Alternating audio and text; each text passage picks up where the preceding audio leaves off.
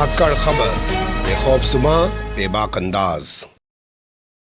धाकड़ खबर के news room से मैं आपके साथ हूं अकरम रईस खान। धर्म संसद के हालात से जुड़े हुए अपडेट्स का ताजा बुलेटिन लेकर एक बार फिर से आपके सामने हाजिर हो गया हूं। आज के बुलेटिन में 5 बड़े अपडेट्स आपके सामने रखने जा रहा हूं, लेकिन सबसे ज्यादा फोकस जो रहने वाला है वो आरएसएस के एक बड़े नेता के बड़े बयान पर रहने वाला है, क्योंकि उसने प्रयागराज यानी इलाहाबाद में पहुंचकर कहा है कि सब भारत हिंदू राष्ट्र है और हिंदू राष्ट्र एक भावना है, इसको घोषित करने की और इसकी घोषणा करने की कोई जरूरत नहीं है। कैसे उस बयान को देखा और समझा जा सकता है, विस्तार से खबर के 5वें हिस्से में आपके सामने रखने की कोशिश करूंगा। उससे पहले 4 खबरें हमारे पास है, अलग अलग हिस्से में हर खबर पर रोशनी डाल लेते हैं। चलते हैं पहली खबर की तरफ।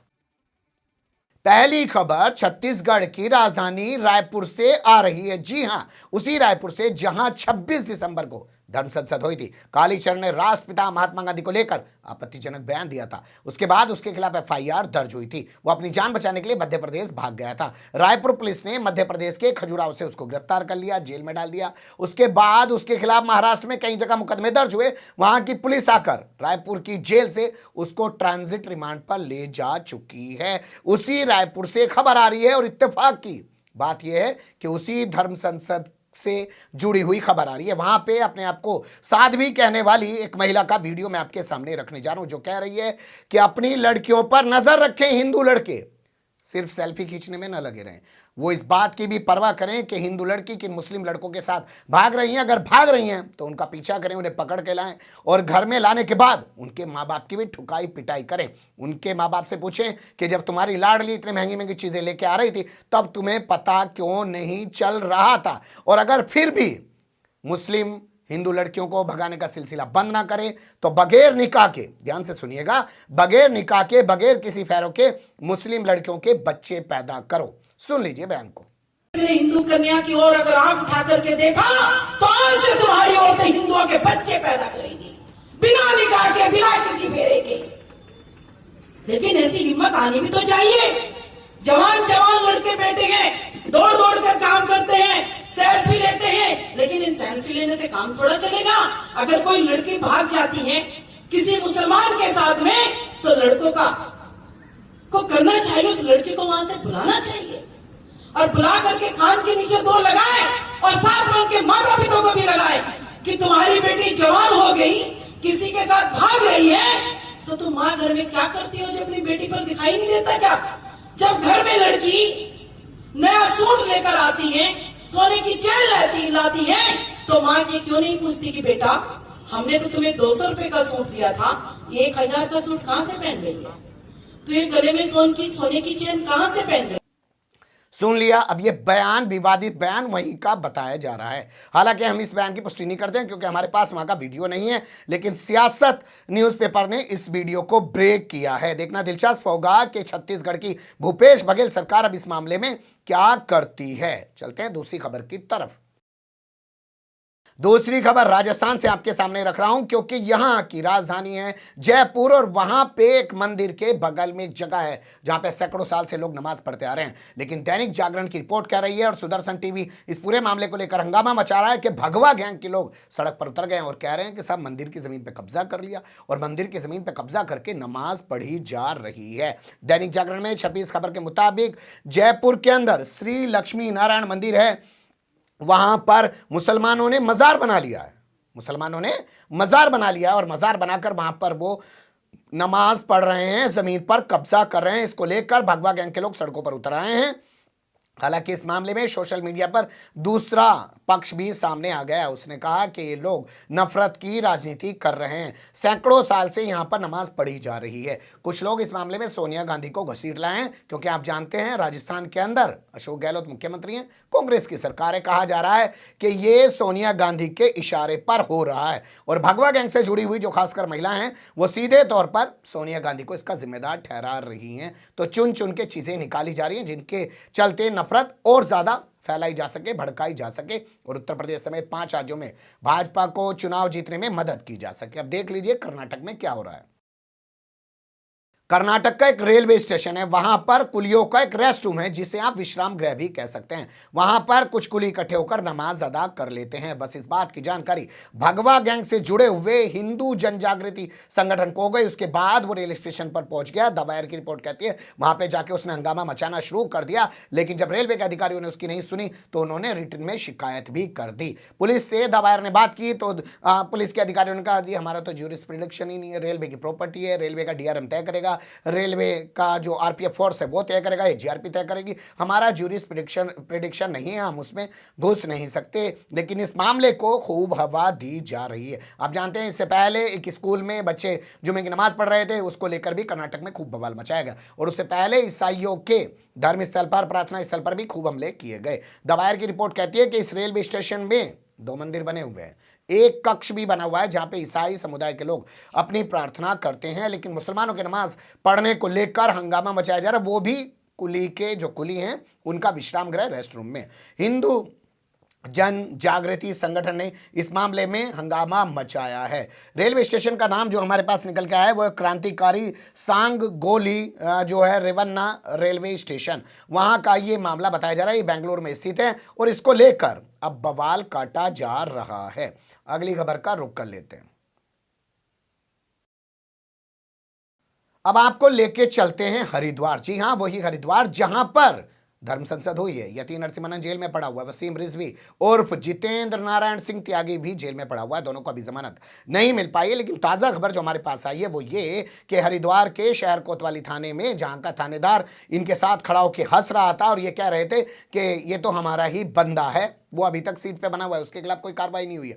आज तक नहीं पता चल पाया कि जो यहाँ एसआईटी जांच करी है वो एसआईटी का मुखिया कौन है। अखबारों में बयान भी छपता है तो राकेंद्र जो है इसके हवाले से छपता है, जो ये एसएचओ वहां पे है।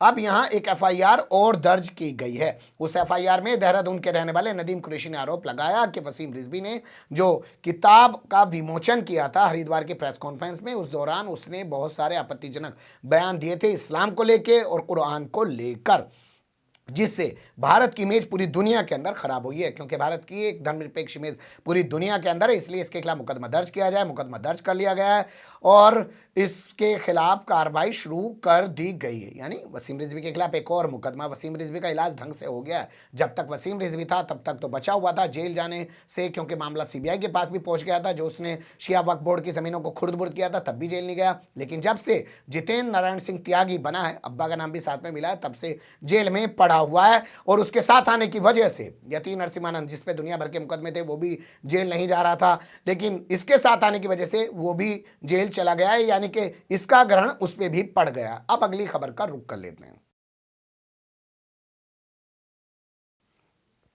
ये खबर हमारे पास आई है इंद्रेश कुमार के हवाले से। अगर आप लोग इंद्रेश कुमार को नहीं जानते हैं तो थोड़ा सा प्रोफाइल उनका बता देते हैं। इंद्रेश कुमार मुस्लिम राष्ट्रीय मंच के राष्ट्रीय अध्यक्ष हैं। बता दें आपको, मुस्लिम राष्ट्रीय मंच जो है वो मुसलमानों के लिए आरएसएस ने एक अलग से संगठन बना रखा है। हर धर्म के लोगों के लिए अलग से बना देते हैं, मैन संगठन में रखने की जरूरत नहीं है। जैसे पार्टियां होती हैं, भाई किसानों का अलग मोर्चा बना दो, दलितों का अलग मोर्चा बना दो, पिछड़ों का अलग मोर्चा बना दो, ठीक उसी तरीके से तो उसके राष्ट्रीय अध्यक्ष हैं। साथ ही ये आरएसएस की राष्ट्रीय कार्यकारिणी में भी शामिल हैं और अपने तमाम बयानों के लिए जाने जाते हैं और अपने आप को ऐसा दिखाते हैं कि बहुत बड़े मुस्लिम हितैषी हैं और मुसलमानों को आरएसएस से जोड़ने की कोशिश करते हैं। इनका एक बयान छपा है। इन्होंने कहा कि अगर आरएसएस गांधी की हत्या का आरोपी है, ध्यान से सुनिएगा जो खबर छपी है, अगर आरएसएस गांधी की हत्या का आरोपी है तो 60 साल तक सत्ता में रहने के बाद भी कांग्रेस ये साबित क्यों नहीं कर पाई। ये तो हम कहते हैं, मैं आपसे हमेशा क्या कहता हूं कि कांग्रेस कहती है कि हमने गांधी के विचारों को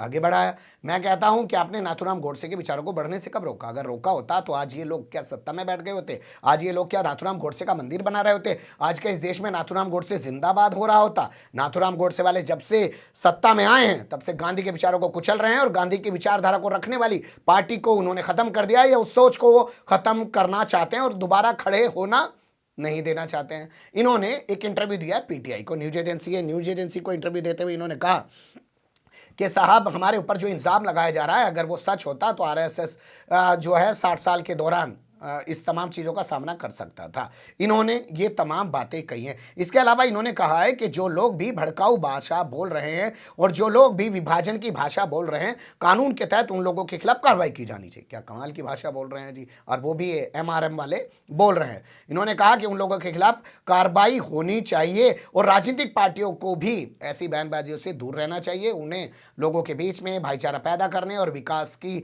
बातें करनी चाहिए। इस तरीके का बयान इनके हवाले से छपा है। लंबा चौड़ा बयान है, ज़्यादा मैं आपके सामने नहीं रख रहा हूं। बहुत लंबा चौड़ा इंटरव्यू इन्होंने PTI को दिया और बहुत सारे मुद्दों पे इन्होंने बात की है। राहुल गांधी और तमाम लोगों पे भी इन्होंने अपना रिएक्शन दिया है, लेकिन मैं कुछ चीज़ें निकाल के आपके सामने रख रहा हूं। और इससे भी बड़ा बयान जो है, जो खास तौर पर अहम है, वो अब आपके सामने रख देते हैं।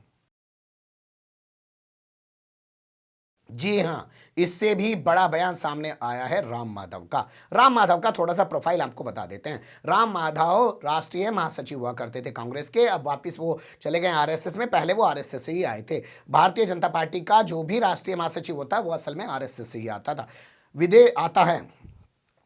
भारतीय जनता पार्टी का जो भी राष्ट्रीय महासचिव होता है असल में वो RSS से ही आता है। राम माधव ही वो व्यक्ति थे, जब नरेंद्र मोदी विदेशी दौरे पे जाते थे और वहां जाके नारे लगते थे मोदी मोदी, तो वो तमाम प्लानिंग राम माधव की हुआ करती थी। बताया जाता है राम माधव ने ही जम्मू कश्मीर में PDP और BJP को साथ लाया और इसके अलावा कई और राज्यों में भी उन्होंने भाजपा की सरकार बनाने में अपनी अहम भूमिका निभाई। तो कल वो इलाहाबाद में थे, जिसका अब नाम प्रयागराज हो गया है, और वहां पे उन्होंने एक प्रोग्राम को संबोधित करते हुए कहा कि राष्ट्र, जो बात की जा रही है भारत को हिंदू राष्ट्र बनाने की, हिंदू राष्ट्र एक भावना है, उसे घोषित करने की जरूरत नहीं है, उसकी घोषणा करने की जरूरत नहीं, वो तो हिंदू राष्ट्र है ही।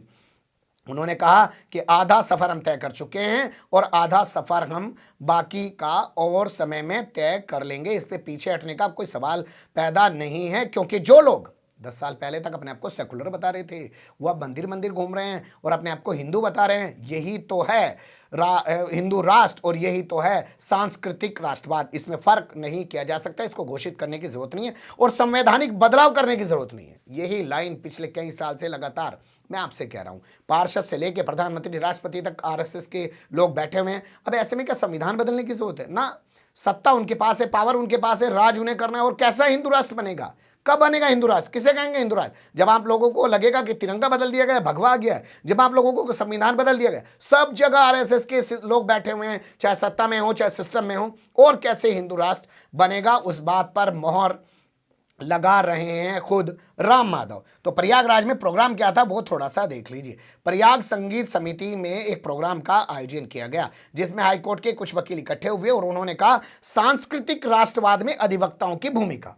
सांस्कृतिक राष्ट्रवाद में अधिवक्ताओं की यानी कि वकीलों की भूमिका, ये उन्होंने टॉपिक रखा और मुख्य अतिथि के तौर पे इन्होंने बुलाया इसमें राम माधव को। राम माधव ने अपने इसमें बोल वचन दिए। इसके अलावा बहुत सारे लोगों ने भी अपने बोल वचन दिए, उस पर मैं जाना नहीं चाहता हूं। लेकिन सबसे अहम बात यह है कि जिस प्रयागराज में अभी कुछ दिन पहले धर्म संसद हुई और जहां पे हिंदू राष्ट्र का आइडिया कहा गया कि अब घोषित हो चुका है, लिखा जाना चाहिए और संविधान बनाने की बात हो रही है, वहां पे जाके राम माधव कह रहे हैं कि भैया ये तो बन चुका है आधा, बाकी जो बचा है बन जाएगा और हिंदू राष्ट्र बनने से किसी को डरने की जरूरत नहीं है, क्योंकि उससे किसी का कोई नुकसान नहीं होगा। जो लोग ये सोच रहे हैं भाई हिंदू राष्ट्र बनने से कोई दिक्कत हो जाएगी, उन्हें डरने की जरूरत भी नहीं है। ये उसी बात पे मोहर लगा रहा है जो वो लोग बोल रहे हैं कि आगे आने वाले समय में भारत को RSS हिंदू राष्ट्र घोषित कर सकता है।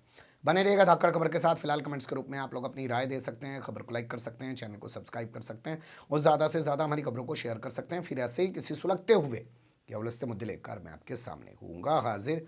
फिलहाल अभी मुझे दें इजाज़त।